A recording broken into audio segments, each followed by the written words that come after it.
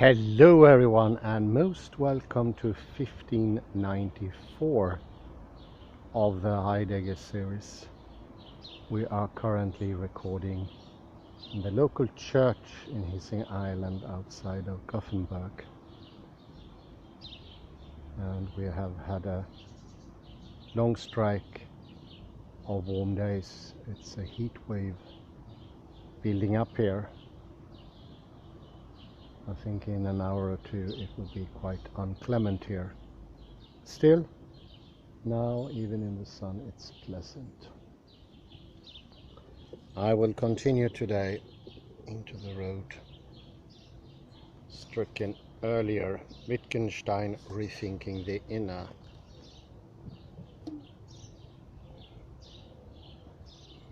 And we've been talking about differences in duration of different emotions or feelings or states or whatever is the most fitting term. They are all different and we tend to cluster them together, leading to severe misunderstandings. One is of course the inner outer.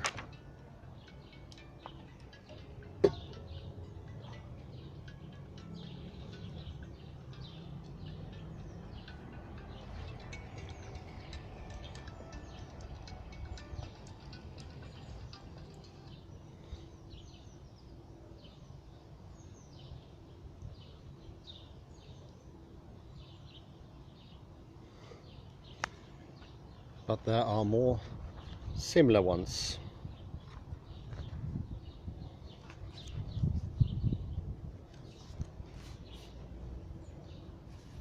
Clumping together, that's just about where it starts.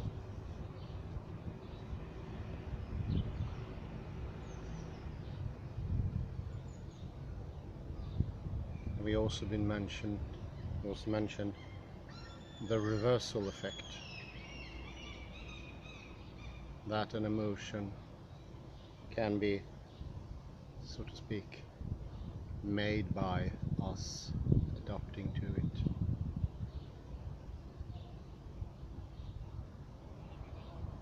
As an actor,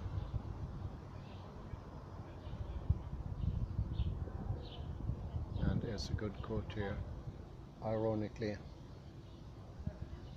it is the outer that turns out to offer the best picture of the inner.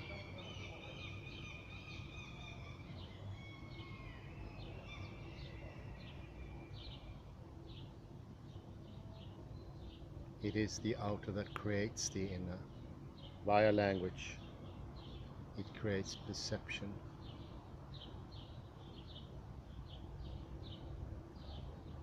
This is paralleled in the recent development within neurology and the science of cognition. Anthony Chimero is one of the purporters of affordances. They are neither inner nor outer, neither objects nor concepts. Affordances covers it all. It's not things that are owned by a subject, so to speak.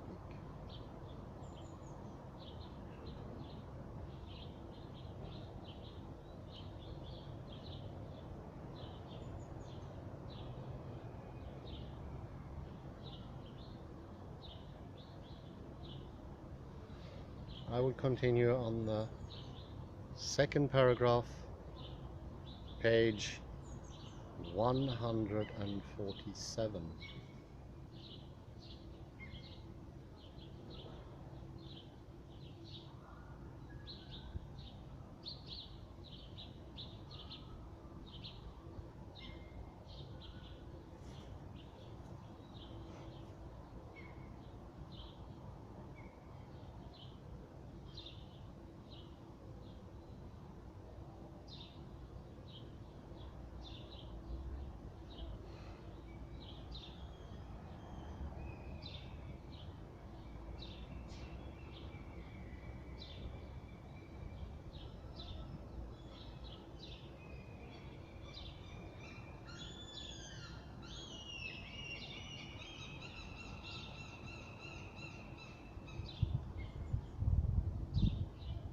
As this example suggests, one way of capturing the content and course of an emotion is to portray it in a series of actions, and the same could even be done in a series of facial expressions.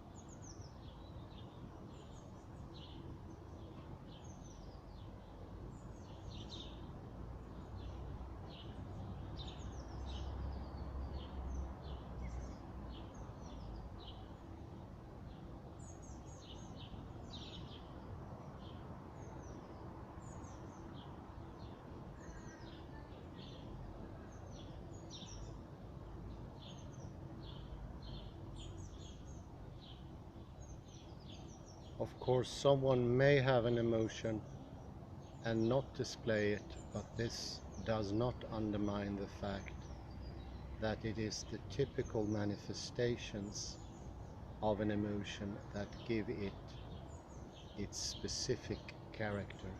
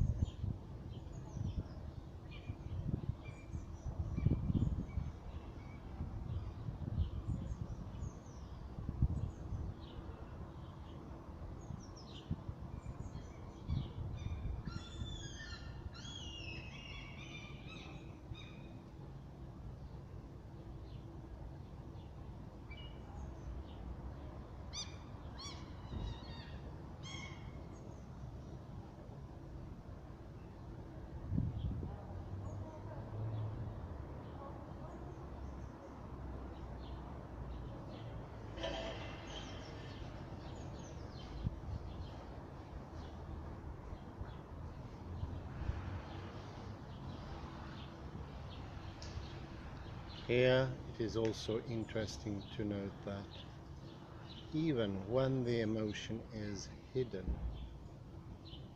its expression can still, in a sense, be used to characterize it.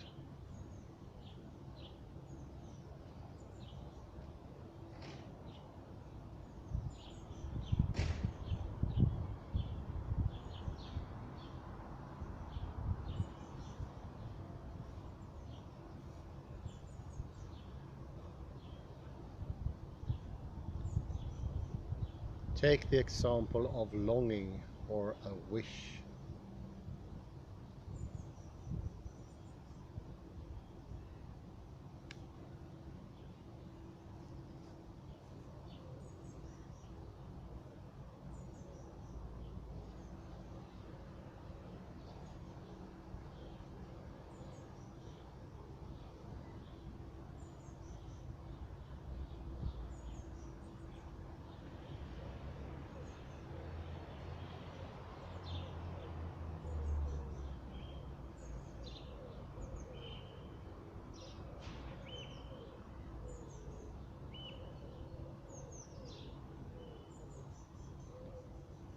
Wish is a state of mind that relates to an object.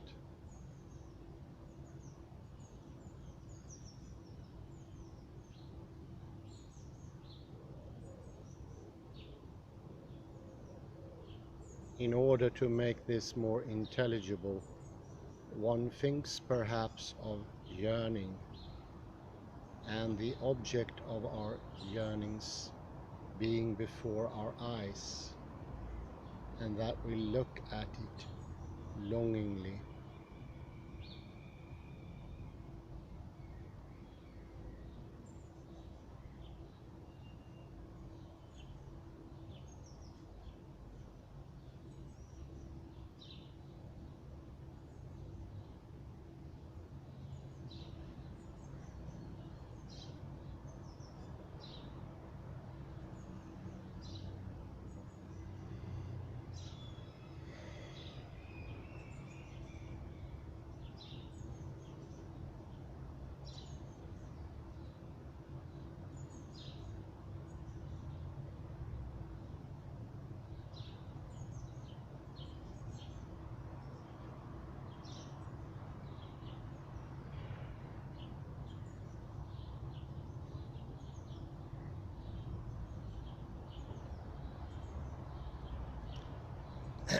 It is not there in front of us.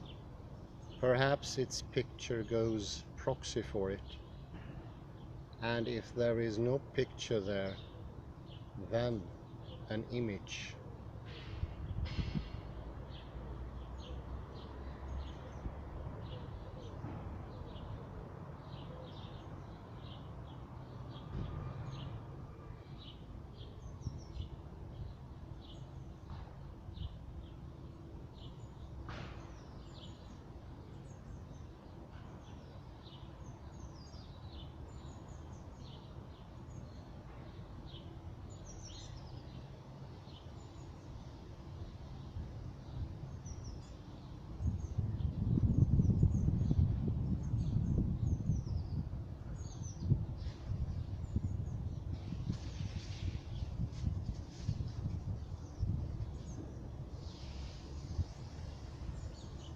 But one really always thinks of the stance of a body towards an object.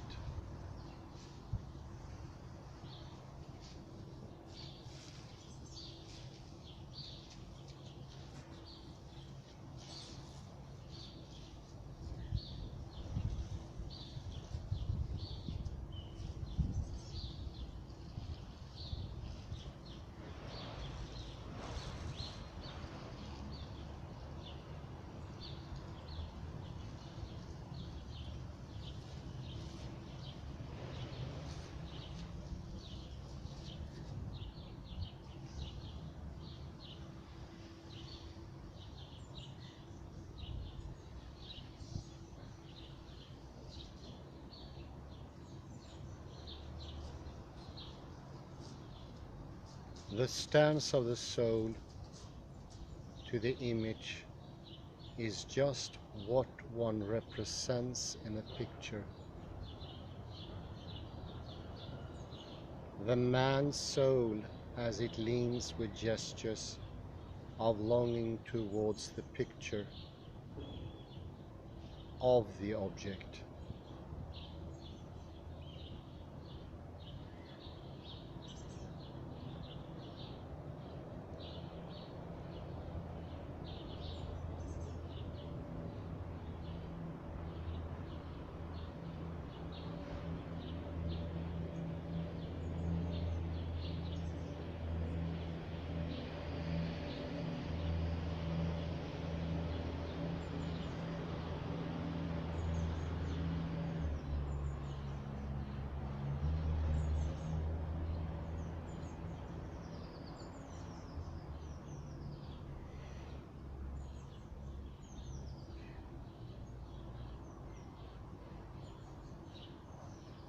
A wish normally expresses itself in a statement, i.e. in language. But if we want an image of its content, of the individual state, the natural way to do this is in terms of the outer.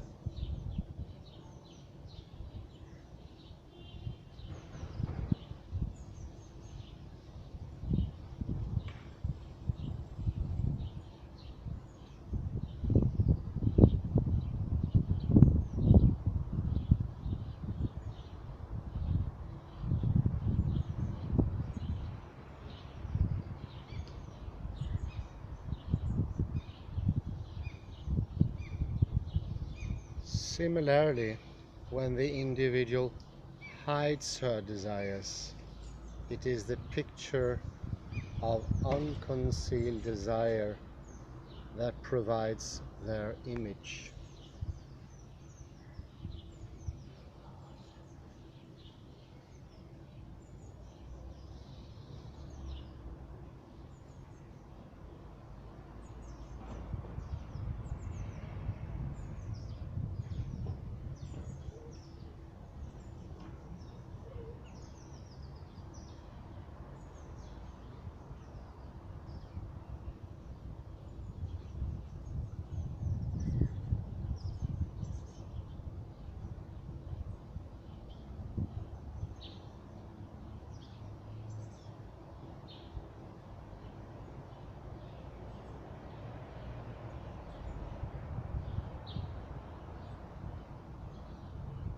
A wish normally expresses itself in a statement, i.e. in language. But if we want an image of its content, of the individual state, the natural way to do this is in terms of the outer. Very important. Put that to mind. It's always in terms of the outer. But as always, a warning here, that doesn't mean that they are coming from the same or are related.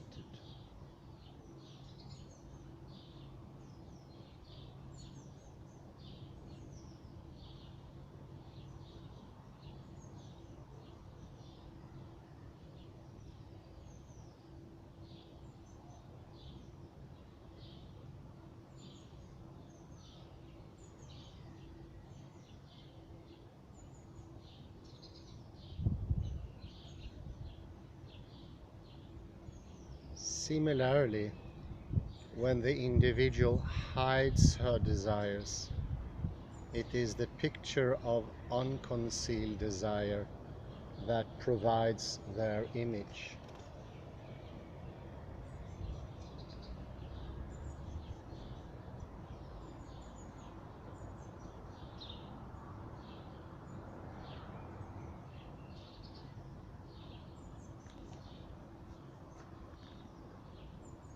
There may be no longing or fear written on the individual's face.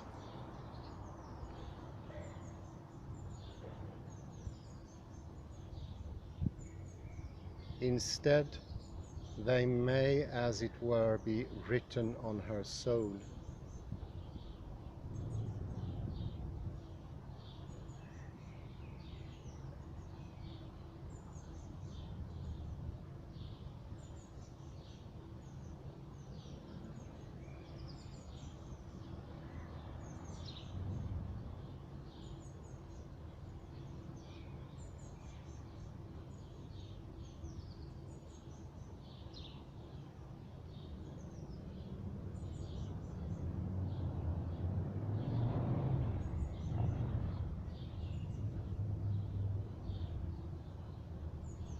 So far we have contrasted sensations and feelings with emotions, but many concepts of the inner fall into none of these categories.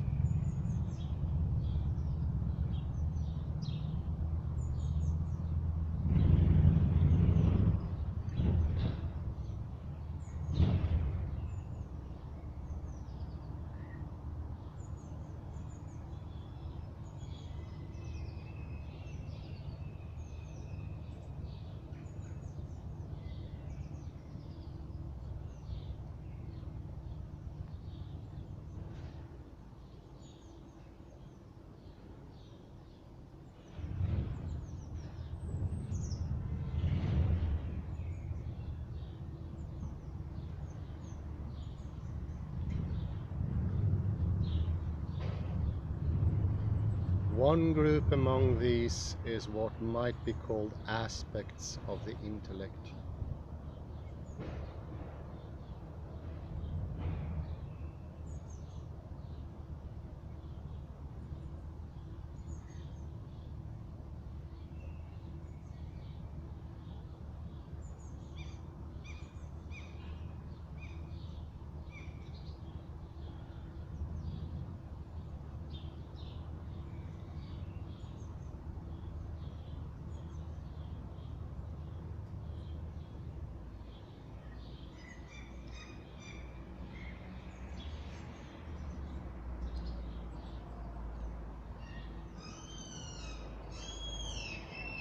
Concepts such as understanding and remembering, thinking and intending, or knowing and believing.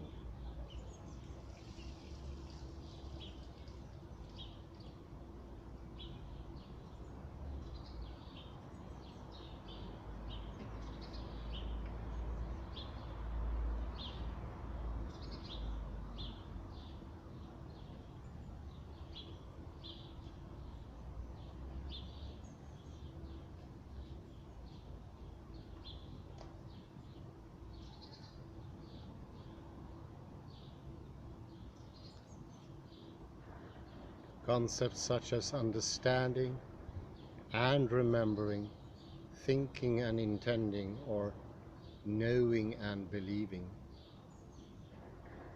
Very interesting.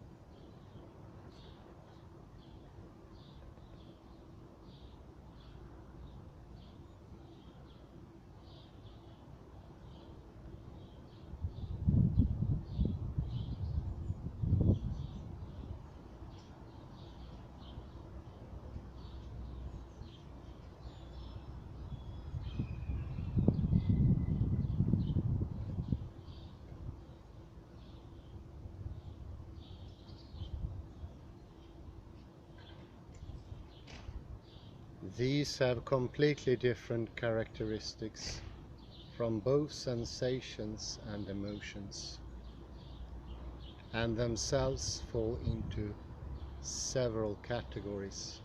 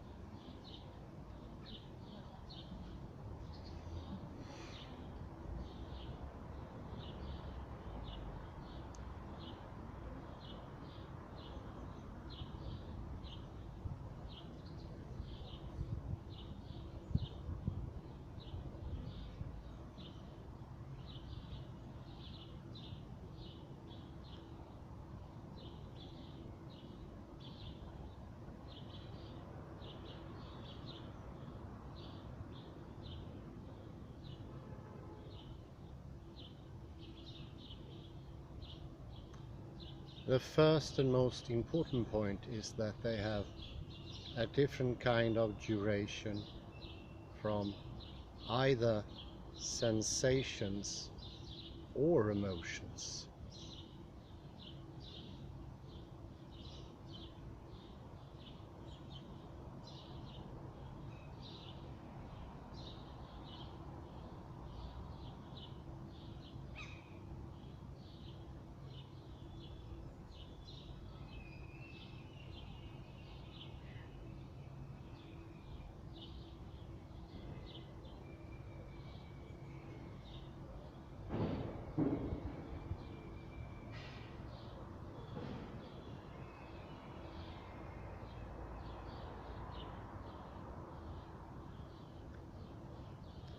Although we may know something for a certain amount of time, it would be strange to treat knowing as a particular process which endures throughout that period.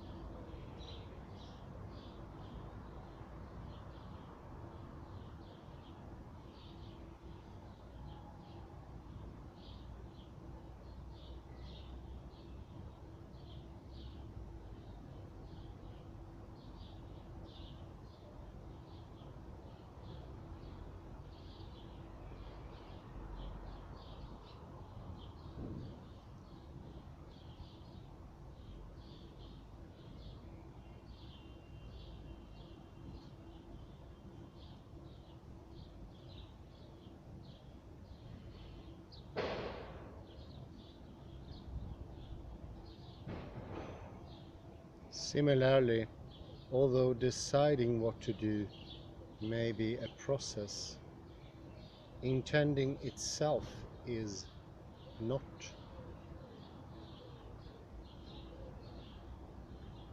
Its start, finish and course is not something the individual might monitor.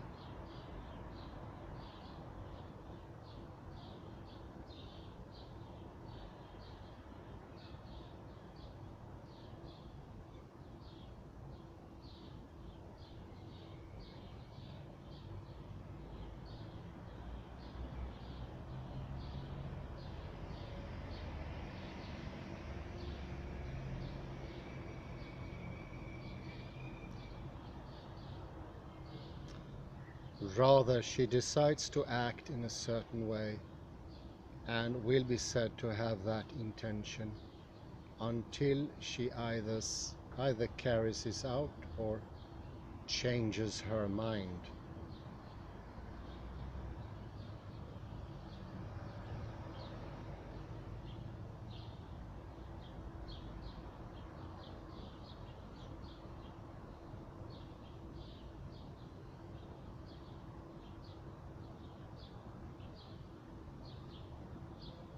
As for thinking itself, we saw in chapter 3 that this is not a process, and hence not something to which the notion of duration applies straightforwardly.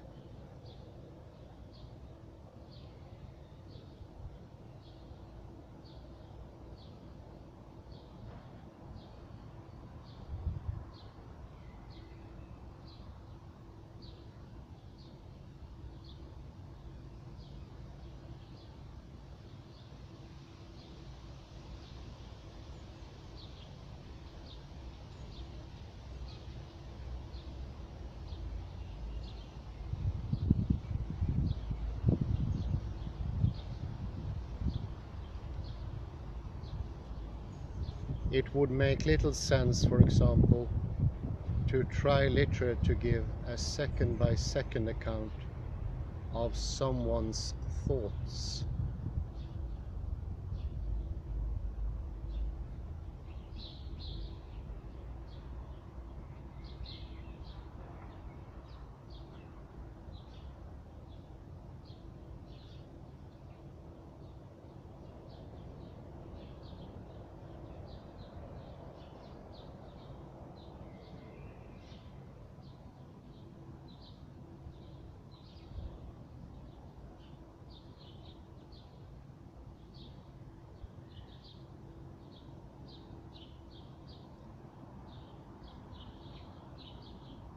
If someone thinks the solution lies in always taking the shortest route, it would be wrong to treat her thought as occurring over a particular stretch of time, for she did not think it bit by bit.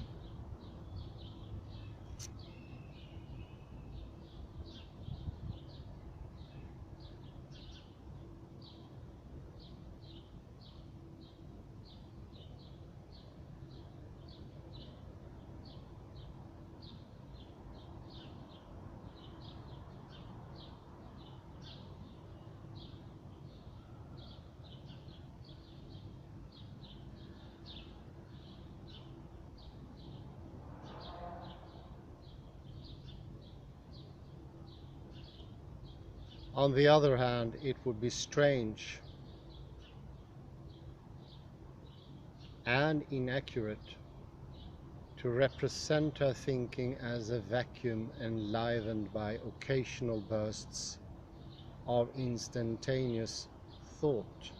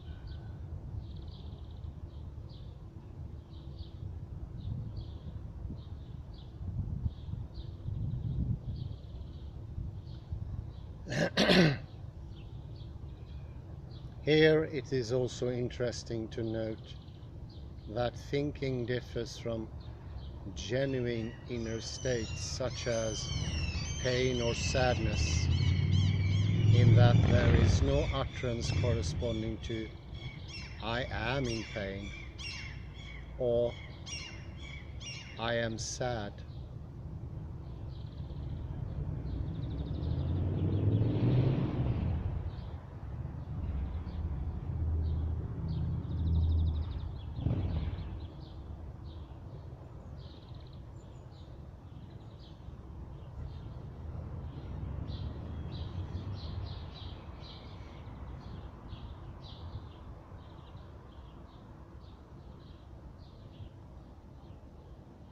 We do not say I think as the expression of a mental state.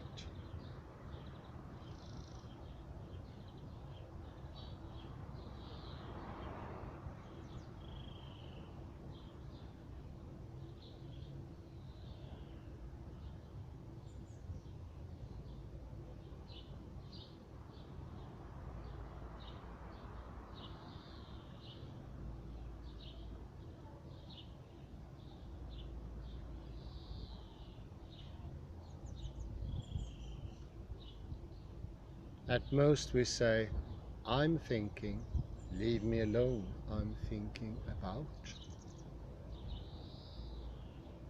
And of course one doesn't mean by this, leave me alone, I am now behaving in such and such a way.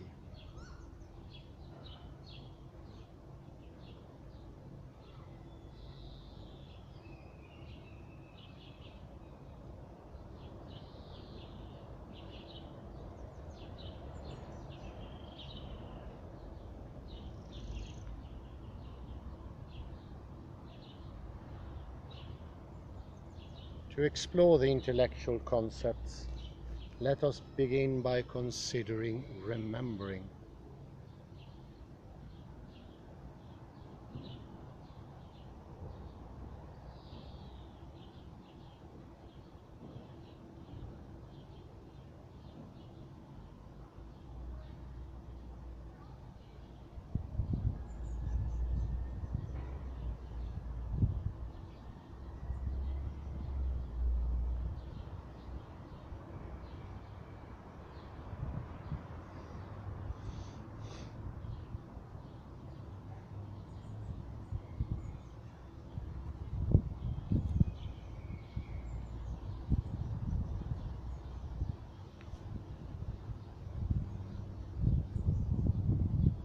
The natural inclination is simply to treat this phenomenon as a mental process with its own specific experiential content.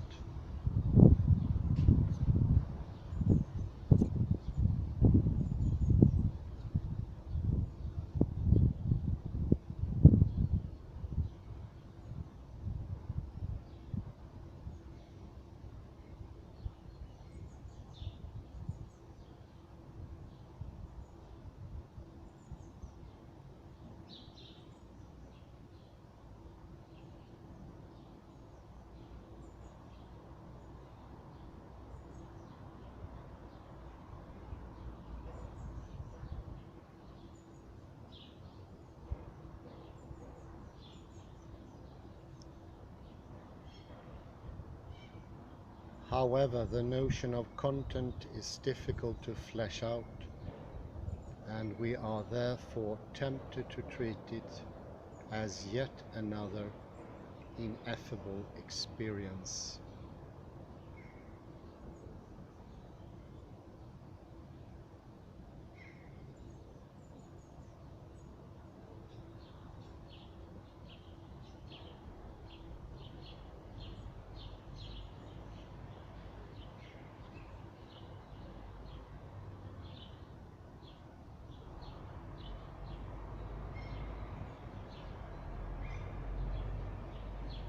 Wittgenstein, however, points out that if we consider a particular case of remembering, there is no sign either of an experience or of a process.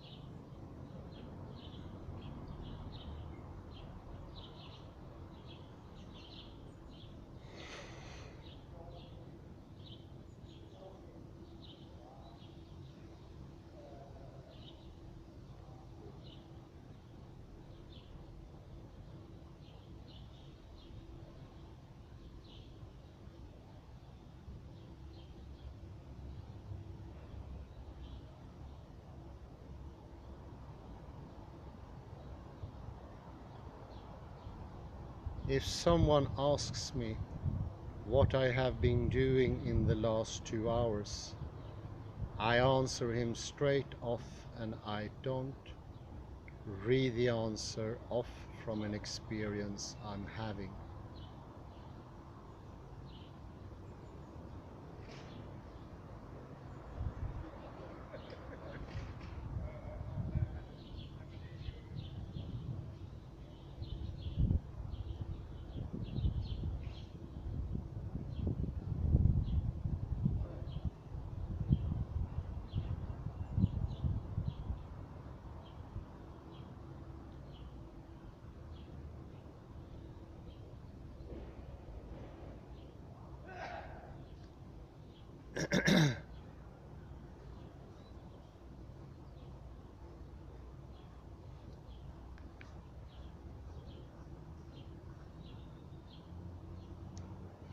The implication is that remembering is not an experience at all, and this may seem paradoxical, but imagine if someone did treat it as an experience.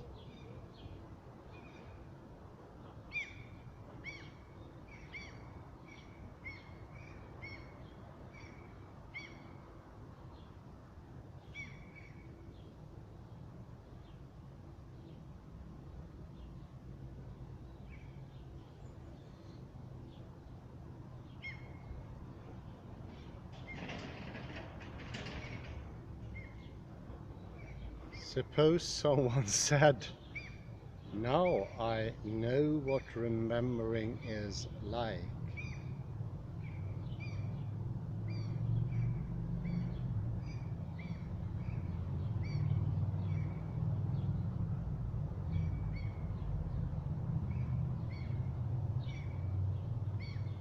Or, "I shall never forget the experience I just had, namely remembering."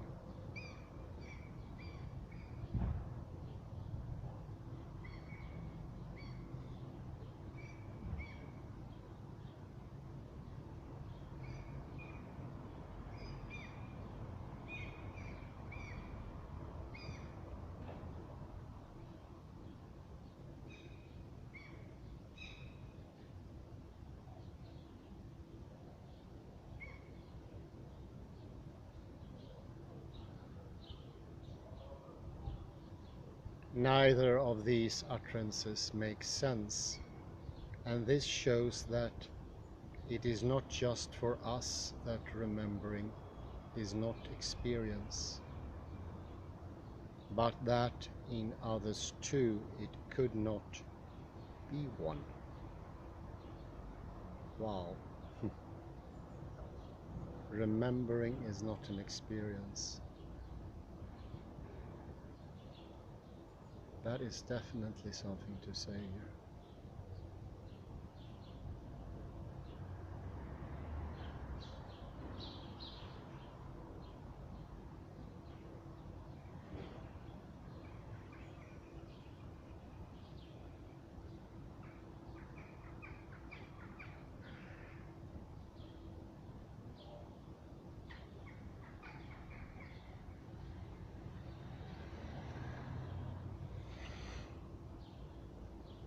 The point of the concept is its relation to a particular ability.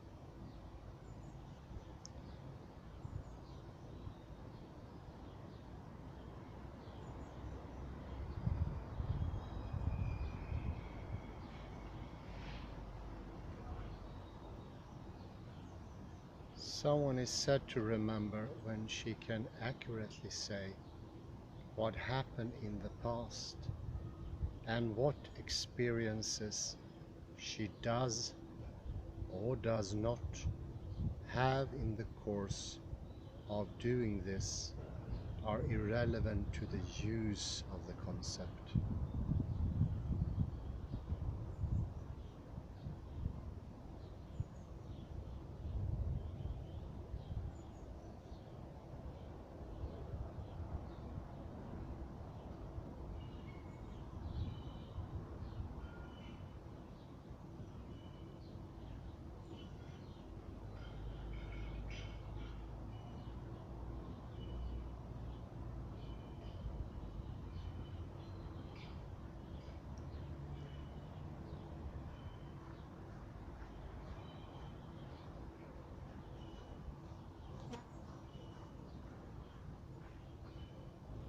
But if remembering is not an experience, why are we so inclined to think of it as an inner process?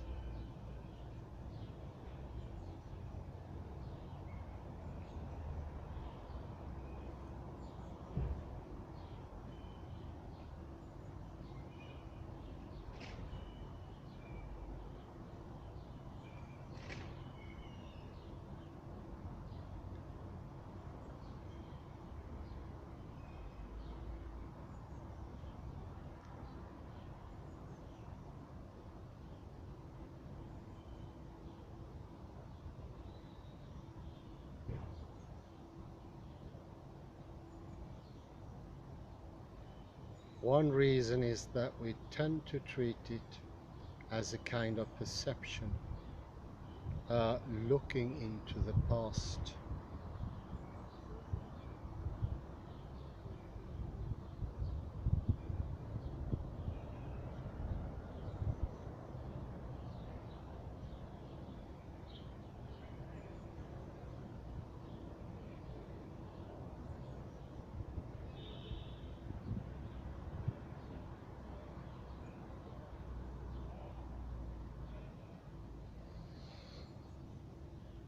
Here the notion of an inner process captures the possibility of error.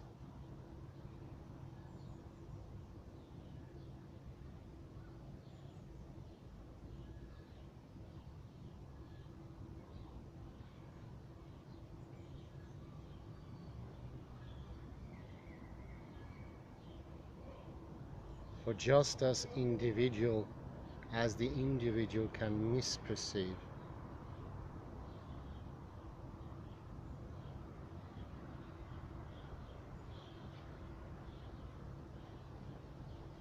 so too she can misremember.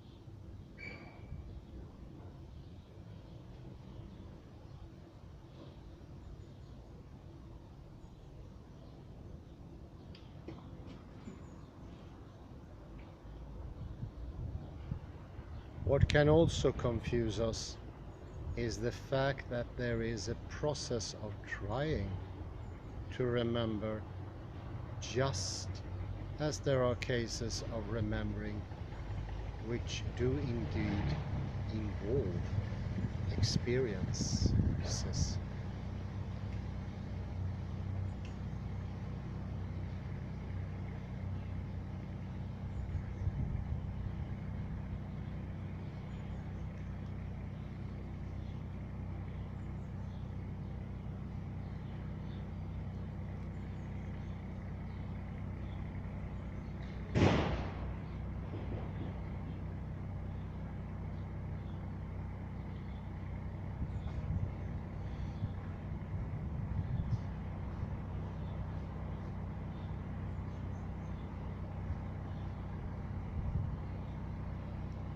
For example, in seeking an exact account of a particular incident, we may, as it were, do a mental reconstruction of what happened, visualizing one by one the events which comprised the incidents we are trying to remember.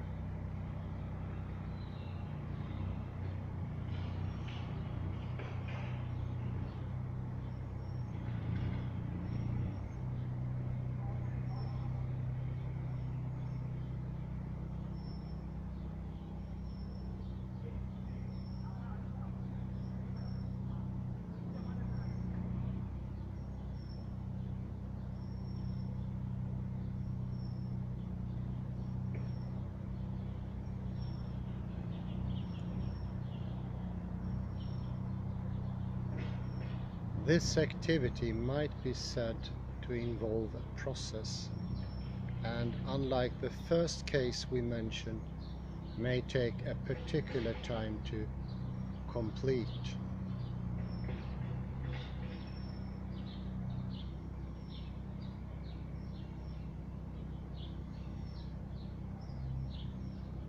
Here, remembering is in some way similar to imagining, and this differentiates it from those cases where we simply give an account of the past without, as it were, having to think about it.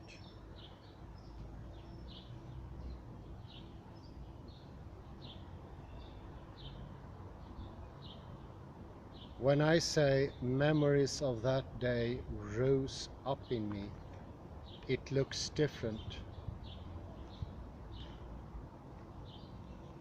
Here I am inclined to speak of a content of the experience.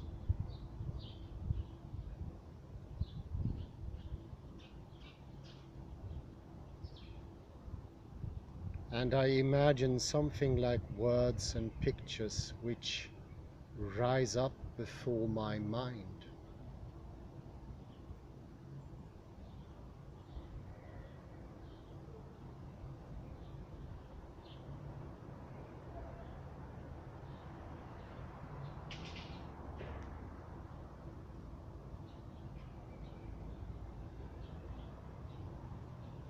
Yeah, when someone says, "Now I know what a tingle is,"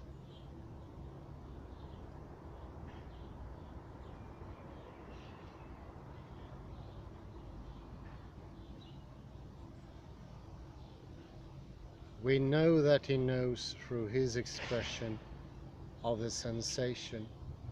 He jerks, makes a particular noise, says what we too say in this case, finds the same description apt as we do.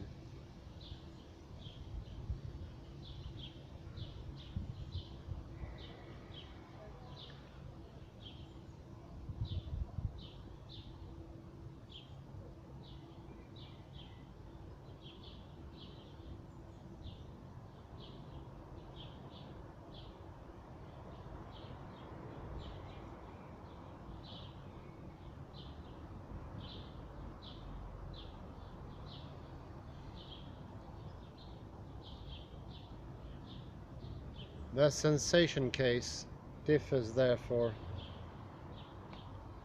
from the normal case of memory, where the expression of remembering is not the expression of an experience, but simply involves saying what happened in the past.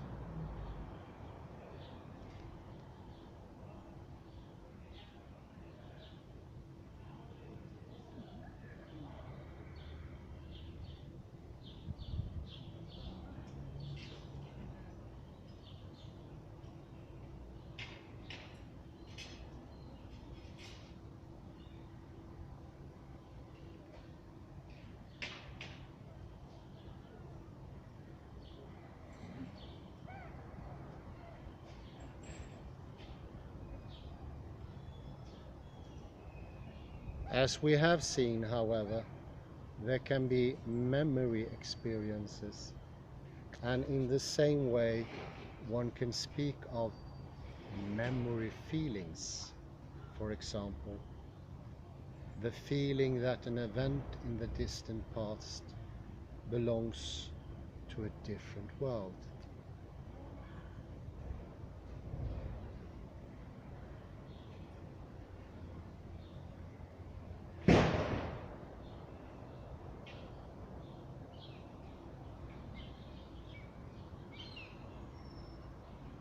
In this sort of case, someone might well say, now I know what it's like to feel that something happened a long, long time ago.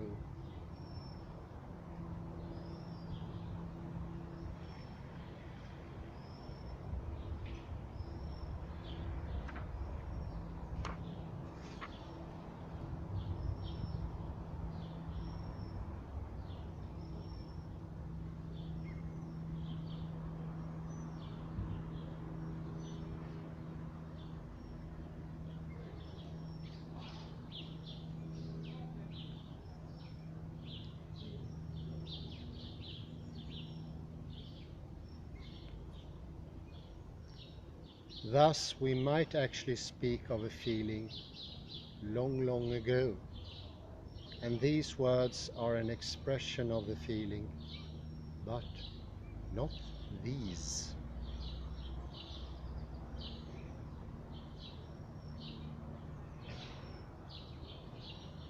I remember that I often met him. Can you see now how it intertwines and how confusion, so to speak, easily evolves?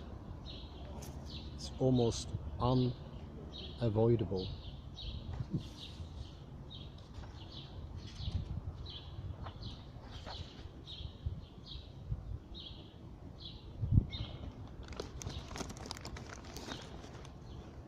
I remember that I often met him. It's not of that sort. Whereas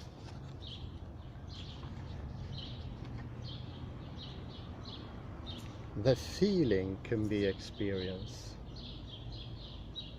and have an experiential aspect to it.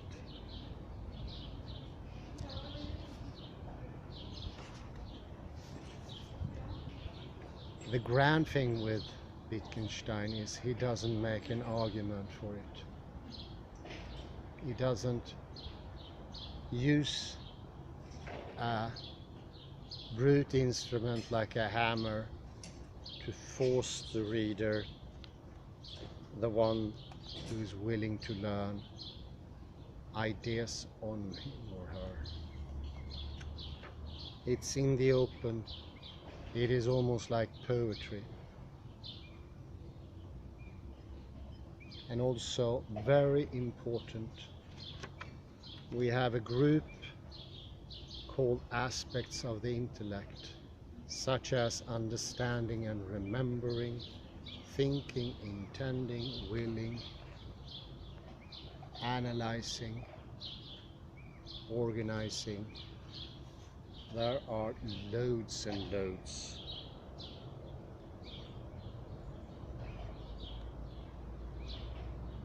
It is much, much more to it than the analytical philosophical tradition says, just sheer inside and outside.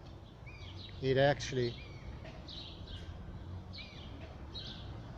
now when we get deeper to it, that worldview seems more and more nonsensical, of little to non-value. A brute, simplified, disinterested take, because this takes interests. You need to put an effort into it. Be willing to understand your own nature, or the nature of the world. In the analytical philosophical tradition, it's general disinterest. You just accept without refining, making better, or advancing yourself.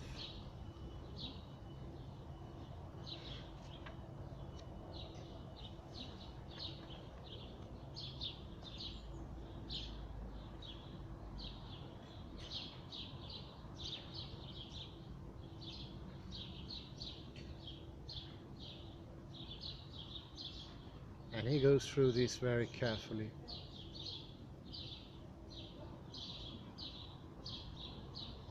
Without being clumsy or using big boots, stomping on porcelain. No, not at all. It's delicate. It's with care. As we have seen, a quote here, there can be memory experiences, and in the same way one can speak of memory feelings. Yes, those things can combine, but it doesn't mean that all of those other functions are actually experiences or feeling. I remember that I often met him is not. It doesn't have those sides to it. It is just amazing, Wittgenstein. Thank you very much for 1594, for going further into Paul Johnston's Wittgenstein, Rethinking the Inner, one of the greatest books of Wittgenstein. It is an absolute accompaniment to reading philosophical investigations, the Brown Book, remarks on the philosophy of psychology and so forth. Definitely. Bye bye for now.